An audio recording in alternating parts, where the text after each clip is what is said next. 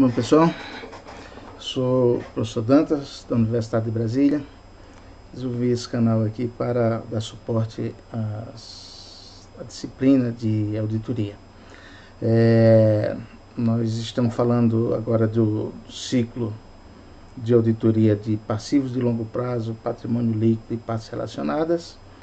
Nós já tivemos a primeira parte 1, e agora a gente vai concluir esse ciclo com a parte 2. Estamos fazendo isso no dia 18/10, mais uma vez. Quero demarcar a posição, que a camisa do Corinthians hoje tem um sentido, né? Foi o dia que nós sofremos uma derrota imprevista, vamos lá, mas conseguiremos resistir e recuperar esse dano, tá bom?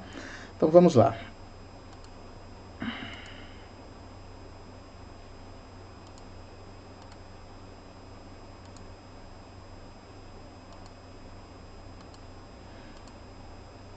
A outra coisa que eu queria chamar a atenção em relação aos vídeos anteriores, se vocês perceberem, tem uma mudança aqui de padrão, é que a nossa plataforma deu um problema hoje e a gente está utilizando um meio alternativo para gravar os vídeos, tá bom?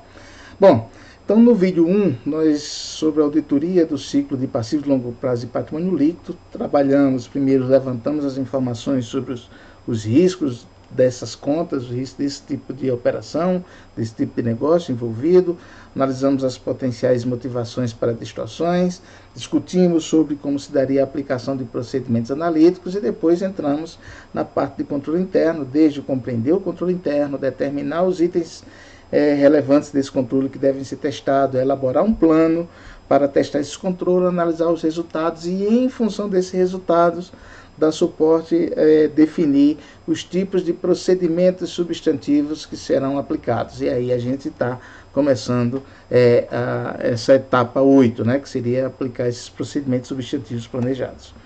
Bom, primeira coisa, assim, por exemplo, sempre que a gente está trabalhando nessa etapa, a gente vai voltar para aquelas 5 categorias de afirmação.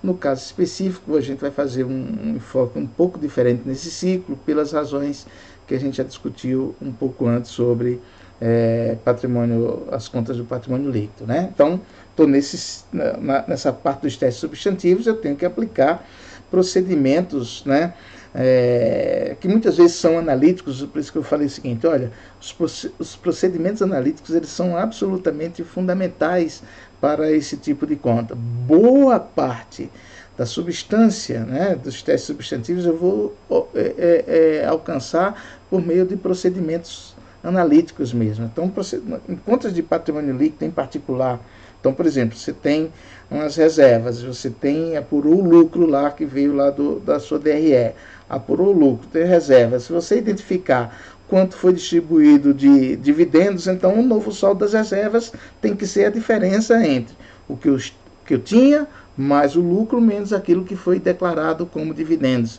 distribuídos como dividendos. Pronto. Tem que fazer mais? Não, não tem. É absolutamente simples nesse caso. Então eu ressaltei sempre que quando eu estou lidando com contas, com esse tipo de contas, são contas relativamente simples de fazer auditoria do ponto de vista de que tenham poucas transações.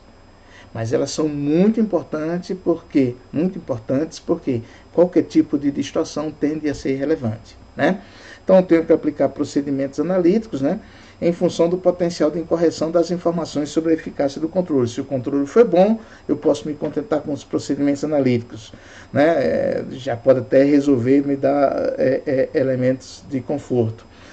Se o controle for ruim, aí eu vou ter que partir para um processo de checagem de transações, de saldos, principalmente naquela parte daquelas provisões, seria um pouco mais complicado. E aí, nesse caso, você vai incluir, inclusive, procedimentos para lidar com o risco de fraude, né, de manipulação. Então, exemplo, se o controle dos títulos de dívida forem bem projetados, lembra quando a gente estava falando do controle interno sobre os títulos de dívida, né? Então, basicamente, é a mesma coisa que a gente viu lá quando a gente estava no ciclo de caixa e instrumentos financeiros, né? Se eles forem bem projetados, estiverem funcionando eficazmente, os testes agora, nessa fase agora final, basicamente pode ser para testar os inputs, né? Quer dizer, qual o valor de face, fazer uma confirmação externa para o agente fiduciário, né? Que, por exemplo, seria a CBLC, para saber quanto tem de emissão de títulos em relação a isso. Por quê? Porque ao testar o controle, eu já testei todo o fluxo de reconhecimento, de reconhecimento das despesas, de pagamentos. Em tese, quando eu testei o controle, eu testei a própria essência da conta. Agora, no procedimento substantivo, peraí, será que não tem outra dívida que não foi reconhecida? Como é que você vai descobrir? Se você fizer a confirmação externa para esse custodiante. Regra geral, título de dívida, seria por meio de consulta CBLC, né? A bolsa.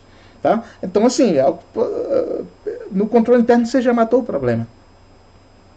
Na avaliação do controle você já matou o problema. Bom, nas auditorias da conta de PL, então, fundamentalmente, eu já tinha destacado para vocês, assim, a gente tem preocupação principal com essas duas categorias de afirmação, avaliação e divulgação. Então, por exemplo, avaliação, que tipo de procedimento eu tenho que aplicar para checar se os valores ali estão apropriados, né? Eu estou falando de valor mesmo, né? Então, por exemplo, eu posso checar as atas das reuniões dos conselhos, que distribuiu dividendos, que definiu a necessidade de constituição de reservas, as transações com ações, as compras de ações para tesouraria, a revenda dessas ações em tesouraria. Então, assim, são detalhes como esse que eu tenho que checar. Mas, assim, nesse ponto, tem um item em particular que pode ser um pouco mais complicado. São aqueles casos em que, por exemplo, a empresa emite ações ou vai aumentar o capital social e os acionistas vão incorporar com outro tipo de ativo, que não seja caixa. Aí é complicado. Outra vez vou pegar o exemplo da Petrobras, 2007, 2008, quando foi descoberto o pré-sal, né? A grande questão é a seguinte: a Petrobras agora vai ter que ter recursos para explorar o pré-sal, que hoje a maior parte da exploração da Petrobras na realidade é do pré-sal, né? Tinha até dúvida, mas é tão profundo, será que vai ter condições de explorar? Hoje basicamente é ele que está sustentando a Petrobras, né? O pré-sal, uma descoberta fantástica, né? Então é o seguinte, mas naquele tempo, quando aconteceu a descoberta, a grande questão era como eu vou viabilizar recursos, porque eu tenho que fazer mega investimentos, né, para explorar o pré-sal. E aí a primeira das questões era, tem que emitir ações, né, emitir ações. Então é o seguinte, só que a emissão de ações, naquele caso, ela foi feita assim, por exemplo, o controlador, que era a União, ele não tinha dinheiro para colocar na Petrobras. O acionista minoritário ele tinha o direito de subscrição das novas ações para manter a participação dele, né, proporcional dele no capital da Petrobras. E o governo também não queria perder a sua participação, só que ele não tinha dinheiro. Então, como é que ele vai aumentar o capital se ele não tem dinheiro para colocar? Então, o governo deu riqueza. Riqueza não cash, não caixa, né? Então, o que era essa riqueza que o governo deu? Deu o direito de exploração.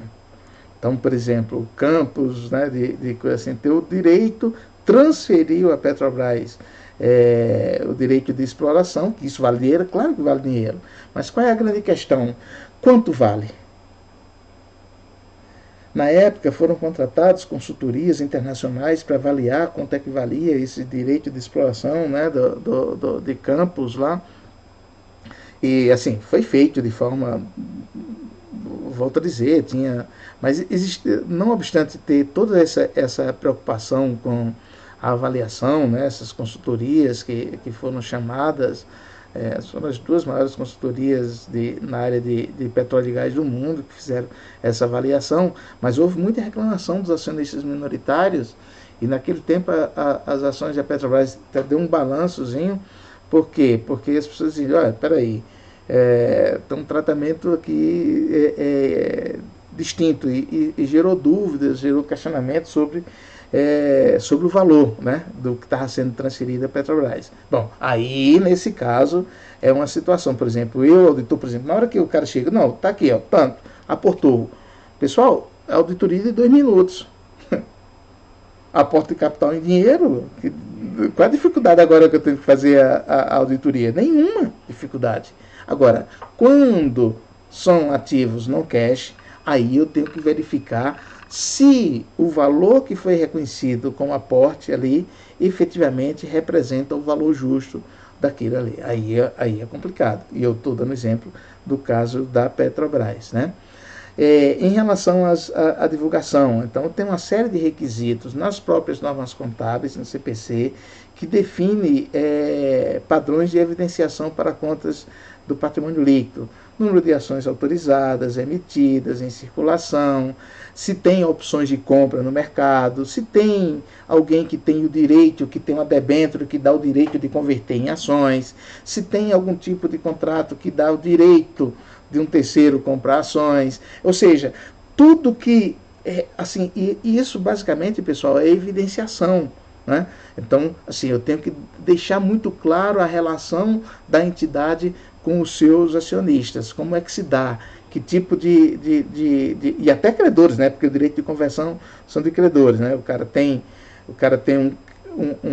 uma debênture e tem o direito de transformar essa debênture em capital. Então, isso tem que estar suficientemente claro para todos os envolvidos. Assim, os usuários da informação têm que conhecer esse ponto.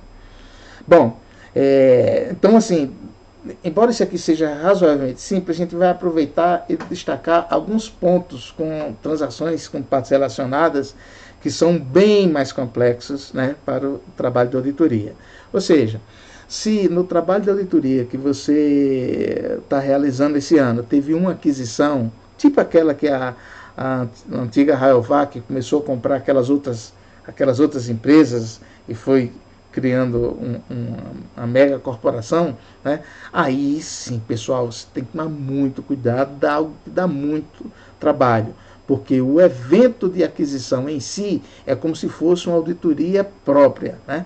Só que ela faz parte das demonstrações financeiras que você está auditando. Então é quase como se fosse 2 auditorias em uma só. E você tem que estar preparado para fazer isso, né? Então, quando acontece um processo de fusão e aquisição, eu estou trabalhando principalmente no processo de aquisição, tem 3 etapas muito importantes para a contabilidade e que, por consequência, vai repercutir no trabalho do auditor. Então, por exemplo, quando a empresa A adquire a empresa B, a empresa A vai adquirir essa empresa B.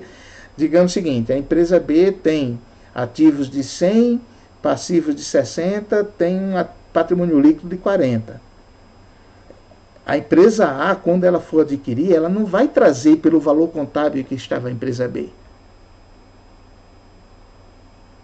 Ela vai mensurar todos os ativos e passivos da empresa B, todos os ativos e passivos da empresa B, e vai trazer, incorporando aqui, os ativos e passivos pelo seu valor justo. Então não é o valor contábil. A empresa B tinha lá no seu imobilizado máquinas, prédios que estão registrados pelo custo histórico, depreciados, sei o quê. Na hora que vai fazer isso, ele tem que trazer pelo valor justo. Aquele ativo pelo valor justo. Então, por exemplo, o processo de contabilização de um processo de aquisição, ele é muito complicado porque ele pressupõe eu ir lá naquela contabilidade, a empresa, geralmente ela contrata consultorias que vão avaliar cada item individualmente. Inclusive intangíveis. E eu tenho que trazer esses ativos e passivos pelo valor justo. Pelo valor justo. Quando eu adquiro essa empresa, pode ter a necessidade de fazer algum tipo de reestruturação. Eu tenho que reconhecer isso como um passivo. Reconheço a despesa, reconheço um passivo. Eu estou adquirindo aquela empresa B do jeito que ela está hoje, trago os ativos e passivos pelo valor justo, mas do jeito que ela está não serve aos meus propósitos. Então, eu já tenho que reconhecer, eventualmente, um passivo, que é o que vai dar base para o funcionamento dessa nova empresa. Tá? E depois desse processo de reconhecimento de ativos e passivos, do momento de reconhecimento, digamos que eu tinha 100, 60, 40 de PL, não era isso? 100 de ativos, 60 de passivo e 40 de PL. Na hora que eu faço a remensuração disso, digamos que os meus ativos não valem 100, os ativos de B que eu estou comprando, vale 150. Os passivos não valem 70, digamos que vale 80. Então, assim, por exemplo, em última instância, meu patrimônio líquido, mensurando os ativos e passivos a valor justo, meu patrimônio líquido seria 70, não seria mais 40. Então, o segundo patrimônio líquido aí que seja 70. Né? Esse seria o valor. Bom, mas quando A comprou B, ele não vai comprar necessariamente pelo valor contábil de B, que era 40, nem pela diferença de valor justo de ativos e passivos individuais, que seria 70. Por quanto A vai comprar B? Vai comprar pelo valor que os controladores de A aceitarem pagar e os controladores de B aceitarem vender. É um negócio. E esse negócio, por exemplo, pode ser que A compre B pagando 100. Ou seja, eu vou trazer ativos e passivos a valor justo. Quando eu trouxer esses ativos e passivos a valor justo, é 150 e 80, tem uma diferença de 70, mas eu paguei 100 por isso aqui. Quando eu paguei 100 por isso, pessoal, eu paguei 30, é o que a gente chama de goodwill. 30 é o goodwill. 30 é o valor que eu pago acima do que seria o valor justo dos itens ativos e passivos individualizados. Então, o que seria o goodwill? O goodwill é porque, assim, por exemplo, tem coisas no negócio que vale pela sinergia entre os ativos. Então, goodwill vale, às vezes, por algo que não dá para você, não é um ativo e um passivo identificável. Vale pelas estimativas que A faz. Por exemplo, na hora que ela comprar B, vai permitir que é uma empresa que, quando juntar A com B, vai permitir que os produtos de A tenham um melhor tipo de retorno. Portanto, vale muito dinheiro para B. Desculpa, para A.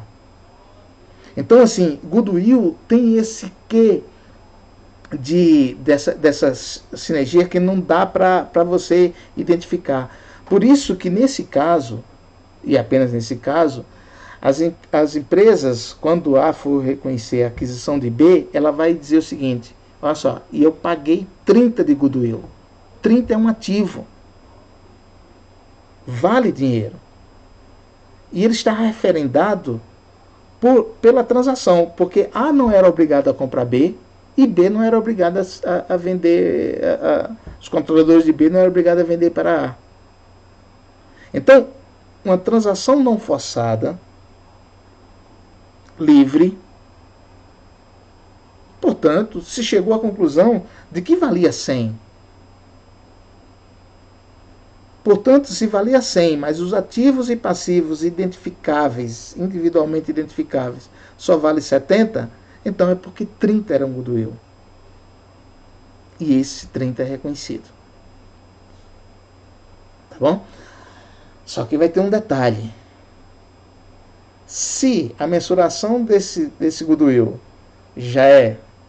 Porque eu posso, alterando ativos e valor de passivos, se eventualmente o valor do goodwill vai se alterando, mas dali para frente esse goodwill tem que ser todo ano objeto de teste de impairment, de avaliação sobre se ele ainda vale. Antigamente, o goodwill ele era amortizado. Você comprava e você amortizava ao longo de 10 anos, coisa mais ou menos desse tipo. De onde vinha essa ideia da amortização? Muito da prática da legislação tributária, que estabelecia um prazo. Se você pagou, você ativa, é tipo umas despesas antecipadas, é quase isso. E depois você vai amortizando isso ao longo do tempo.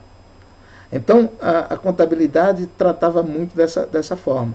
Com a adoção das normas internacionais e a dissociação entre o que é informação contábil e o que é informação tributária, então o goodwill está lá nas normas internacionais, se reconhece e você não baixa. Você reconhece impairment se for o caso. Tá bom? Então, são esses processos de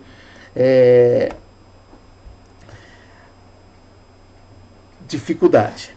Tá bom? Então, assim, questões de avaliação de ativos nesses processos de fusões e aquisições. A gente poderia ter uma primeira questão, que seria o seguinte: qual é o custo de aquisição? Por quanto isso foi comprado? Ora, nesse negócio que a gente está dizendo aqui, por quanto A comprou B? Por 100. Qual é a dificuldade de dizer esse valor? Nenhuma. 100. Se A pagou 100 para os controladores de B e assumiu a empresa B, acabou a história. 100 é o valor pago. 100. Agora, se esse pagamento não foi feito em dinheiro, foi feito assim: eu ofereço ações da empresa A, ou estabeleço que depois de fazer uma pós-auditoria, uma due diligence, assim, por exemplo, essas coisas. Ou seja, se você estabelecer condições ou pagar em outro tipo de ativo, já pagar em imóveis, sei lá, coisa mais ou menos desse tipo, a definição do custo de aquisição não é tão simples. Ou seja, esse primeiro ponto para avaliação do ativo, a gente vai ficar nesse primeiro ponto até agora, tá? O primeiro ponto, o que aparentemente é simples. Comprou a empresa, comprou por quanto? Por 100. Opa, fácil. Fácil, vírgula. Se o pagamento for em dinheiro, é fácil. Se envolver qualquer tipo de condição ou pagamento em um arranjo societário, o que é bastante comum, tá, pessoal? A compra B e dá ações dessa nova empresa, a B, para os controladores de B. Então, quando você faz isso, o valor da compra nem sempre é suficientemente claro. E aí você tem que determinar, na realidade, quanto vale esses ativos, que seriam essas ações que estão sendo transferidos para os controladores de B. Ou seja, o custo de aquisição pode não ser tão simples. Se houver pagamento em dinheiro, é simples. Se não houver pagamento em dinheiro, pode ser um pouquinho mais complicado. Esse é o primeiro ponto, que pode ser custo de aquisição, que pode ser muito simples ou que pode ser delicado. Tá bem? Para nós da auditoria. Tá bom?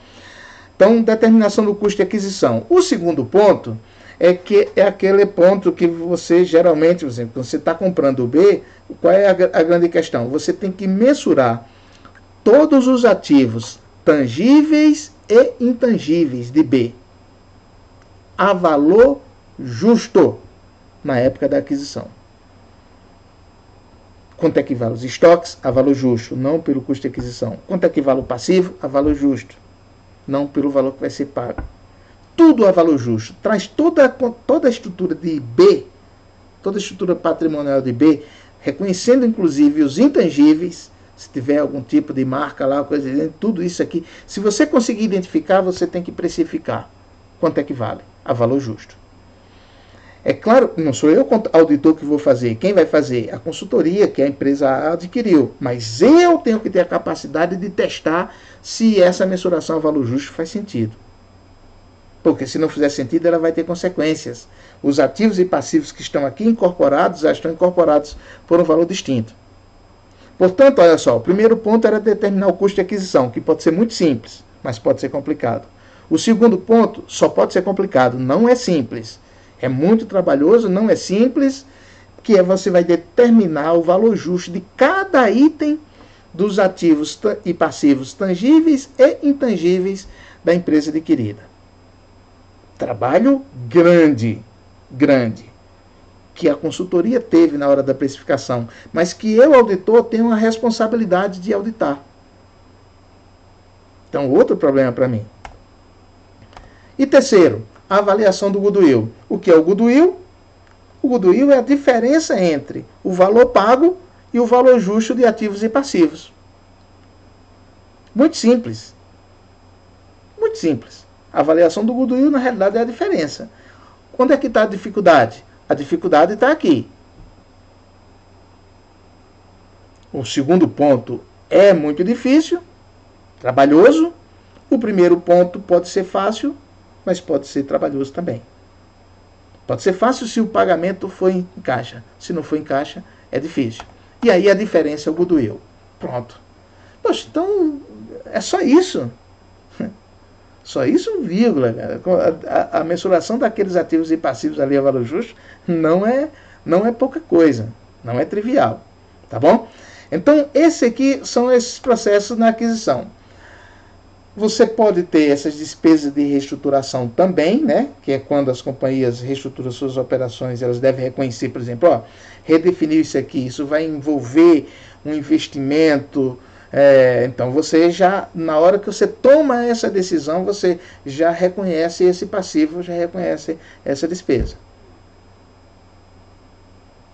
Então, nesse caso, o auditor deve revisar tudo que tem de norma contábil a respeito, revisar como é que a administração me mostra como é que você está reestimando.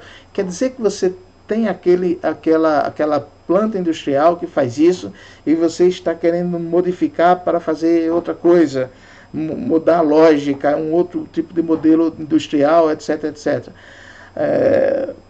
Como é que você estimou? Cadê o projeto? E esses... Sabe, é isso que você tem que fazer. E depois, a partir desse projeto, quando você chegou lá, ele já tomou decisão, já fez, em tese já reconheceu, e em tese já está andando. E você tem que verificar se aquilo que está acontecendo, se aquele projeto de reestruturação que está sendo implementado, está exatamente seguindo de acordo com aquele plano. Porque se não for de acordo com o plano, pode ser que os projetos, aquela despesa de reestruturação pensada, não seja apropriada. Eu tenho que reestruturar, eu tenho que repensar também. E como é que eu faço isso? Aí é a parte fácil. Se eu tenho um projeto e eu tenho uma parte que já está sendo executado, essa é a parte fácil. Eu só tenho que verificar, aqui executou, fez tal etapa, gastou tanto para fazer isso, isso e isso. Como é que estava no planejamento? Aí você volta lá no planejamento, no projeto. Estava planejado isso, exatamente o que estava planejado. Gastou exatamente aquilo que está planejado. Pô, legal. Poxa, o que andou já no projeto me dá confiança de que aquilo que está planejado efetivamente está adequado. Mas agora, se eu começo a ver o que está sendo feito até agora, olho para o projeto, está substancialmente diferente, eu passo a desconfiar do projeto. Não faz mais sentido. Tá bom? E aí eu digo, administração, vem cá, vamos lá, vamos sentar todo mundo aqui. Espera aí, o que está sendo feito na prática não está de acordo com o projeto. E tem uma parte planejada ainda que está de acordo com esse que a única base que a gente tem é esse projeto. Mas se o projeto não está servindo como referência para o que já foi feito, o que ainda está por vir também não serve. Vamos sentar todo mundo, vamos pensar direitinho, me explica isso aqui. Você percebeu? Ou seja, eu tenho... Assim, a melhor coisa que tem o auditor é quando ele chega lá que tem algo planejado e tem algo executado. Porque aí fica simples. É cara crachá. Tá bom? Então isso aqui seria para as despesas de reestruturação. E aí o que é que acontece? Todo ano eu vou testar o goodwill. Tá bom? Fazer o teste de impairment. Aquele goodwill que eu não vou mais amortizar, porque a norma hoje não permite. Embora exista uma discussão no IASB, no FASB, já pensando na ideia de voltar a ter amortização. Mas o fato é que hoje não tem amortização, tá bom? Você reconhece o goodwill e deixa lá o goodwill. O goodwill adquirido, ele ficou no ativo. Só que você tem que olhar, examinar se esse goodwill não perdeu valor ao longo do tempo, né? Quer dizer, então assim, todo ano você tem que verificar o valor justo daquele negócio para concluir se aquele negócio ainda justifica o reconhecimento do goodwill. Se o valor justo for menor do que o valor contábil, né, lá você reconhece um impairment daquele goodwill. Tá bom? A parte esse aí é subjetividade na veia também, tá bom? Porque essa unidade de negócio, unidade operacional de reporte, ela vai ser sempre uma estimativa do que vai acontecer no futuro. E aí vai ser sempre isso aqui. É comum reconhecer impairment de goodwill.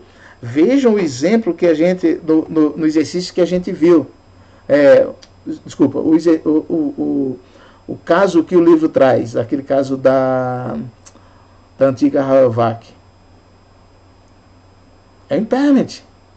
Chegou à conclusão de que aquelas empresas adquiridas estavam apresentando prejuízos e aquele goodwill que eu paguei não vou conseguir recuperar.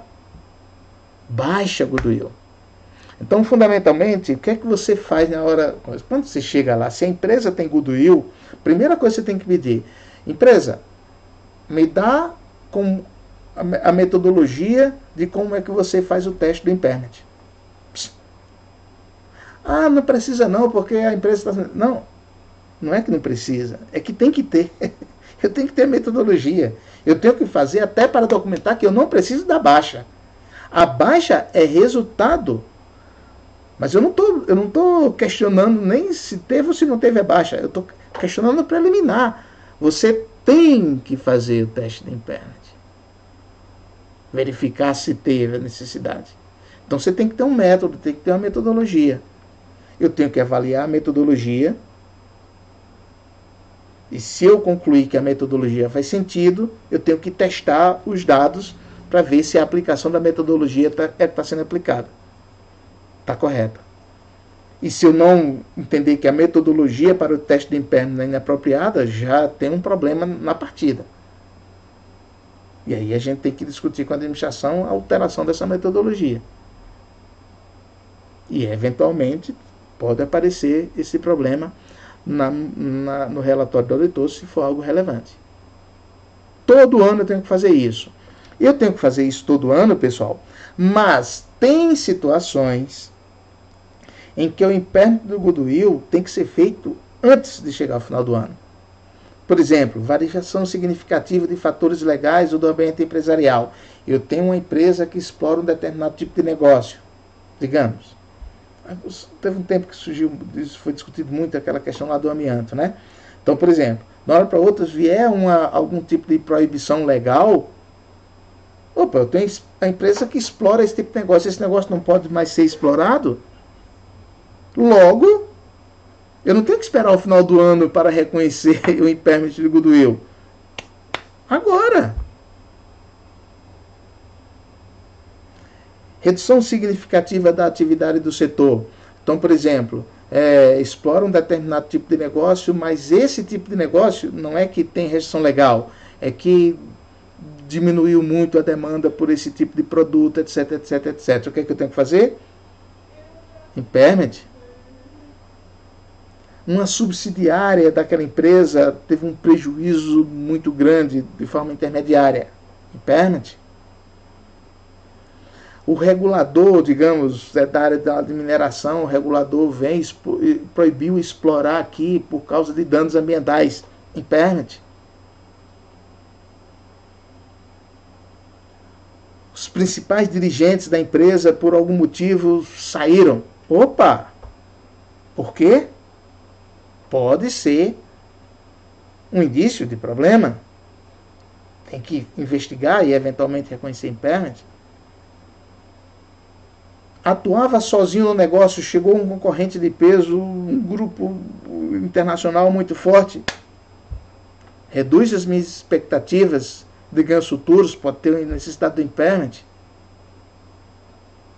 A decisão de vender um braço da empresa, uma subsidiária da empresa, pode ter necessidade de reconhecer impairment. Então, por exemplo, no caso da Petrobras, hoje se discute muito isso. A Petrobras está vendendo os oleodutos, está vendendo a refinaria, e aí, será que isso não vai afetar o valor da própria companhia? Não só daquele braço que ele está vendendo, mas está tirando capacidade de sinergia para as outras linhas de negócio da companhia. São questões. Então, todo ano tem que fazer. E, eventualmente, antes de completar o ano, pode ter a necessidade de fazer. Tá bom?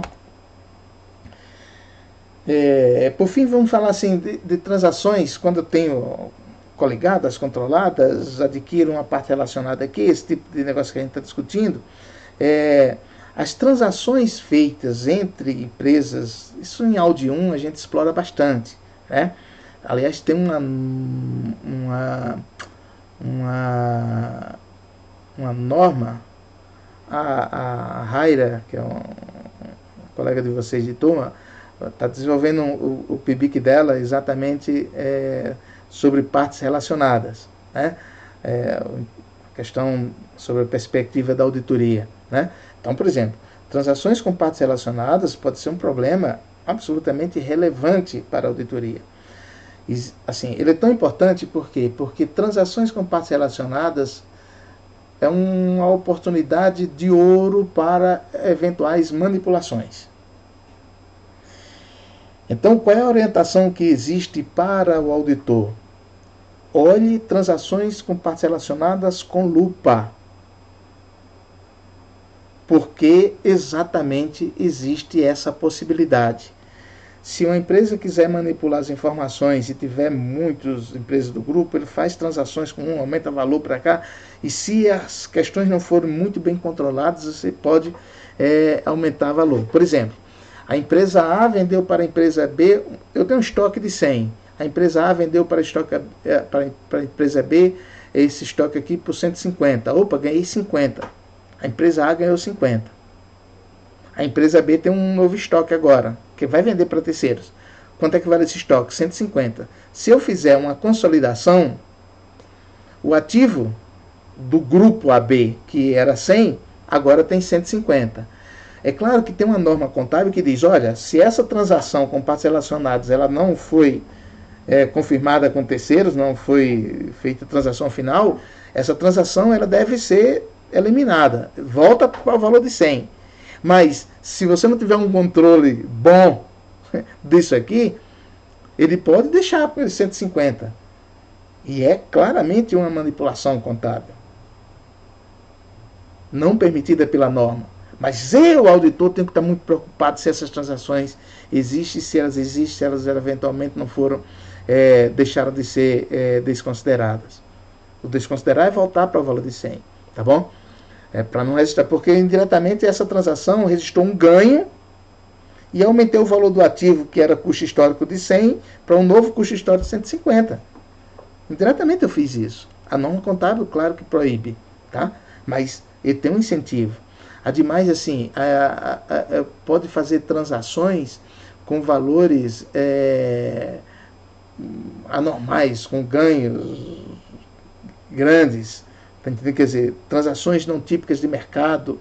A empresa A e a empresa B, a empresa C, pode estar transferindo recursos de um para outro por meio de transações aparentemente normais, fidedignas. Isso é tão importante que tem um CPC específico só sobre divulgação sobre partes relacionadas. E ele basicamente diz o seguinte, transações de partes relacionadas podem acontecer? É claro que pode. Deve. Está na própria lógica de um conglomerado. Você adquire outras empresas para aproveitar a sinergia que existe entre elas. Que é o que fez a Rayovac, ela aproveitou ali e fazia uma sinergia, né? Só que, se isso não for, mas isso dá margem a essas outras interpretações. Então, todas as transações com partes relacionadas, o que é que o CPC exige? Primeiro, que elas sejam declaradas como partes relacionadas. Desse volume de transações, tanto dessas transações aqui foi com parte relacionada. Vendeu eu para mim, o bolso direito para o bolso esquerdo. E segundo, ele tem que se posicionar se essas transações foram feitas em condições típicas de mercado. Ou seja, se não houve transferência de benefícios entre essas partes. E eu, auditor, tenho que ter muito cuidado com isso. Eu tenho que ter muito cuidado com isso. Por quê? Porque pode ser que essas transações estejam acontecendo, não sejam necessariamente típicas de mercado, e a empresa não quer divulgar que as transações são nessas condições. Então o auditor deve, nesse caso, primeiro, obter uma lista de todas as partes relacionadas na partida, tudo que tiver, assim, já tenho que antenar assim. E muito cuidado, porque às vezes essas partes relacionadas você vai topando com ela durante a própria auditoria. Então, assim, por exemplo, você tem que, eventualmente, aquela lista inicial que você obteve junto à administração, aparece outra, que está meio mascarada. E se aparecer no meio do caminho aquela parte relacionada que você... Peraí, por que compra tanto dessa empresa? Por que vai dando para essa empresa? Você vai atrás, tem um terceiro... Assim, não é que a empresa A seja dona daquela empresa G, mas... Na realidade, os donos da A, de forma indireta, chegam... Você percebeu? Ou seja, muito cuidado com isso, com essas partes relacionadas indiretas, né? Então, assim, e todas as transações que você tiver com essas partes relacionadas, você tem que identificar se elas são o que a gente chama de transações não usuais. E elas têm que ser divulgadas de forma mais transparente possível, tá? Então, muito cuidado com isso. É um nicho de risco de manipulação de informações contábeis. Bom, pessoal, depois desse vídeo 2 sobre auditoria de passivos de longo prazo, PL e partes relacionadas, o capítulo 14 recomendo fortemente que vocês examinem, tá? Hoje é um dia meio complicado, porque a gente perdeu de 5-1, mas vamos lá, tá? Nós somos o único brasileiro bicampeão do mundo, né? Tem aqueles outros que comprava aquela Copa do Jeep lá, mas aqui não vale. O Campeonato Brasileiro reconhecido pelo Campeonato Mundial, reconhecido pela FIFA. Só o Corinthians é bicampeão, né? Então esse aí é o nosso ponto. Bom, pessoal, com isso a gente encerra esse ciclo de ativos a estrutura de balanço patrimonial e demonstração de resultado. Depois a gente vai vir já com a parte de relatório de auditoria e formação de opinião. Até mais, e vai Corinthians, que a gente precisa.